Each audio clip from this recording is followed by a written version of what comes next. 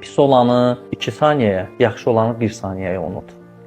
Bir hərəkət bir halda insana lazımsız, yaxşı hərəkət, bir halda insana ego gətirə bilər. Məsələn, bir nəfər kiməsə bir yaxşılıq edirsən, tutaq ki, yaparsan, pul verirsən. Onu verincəyə qədər 100 dənə fikrə gəlirsən.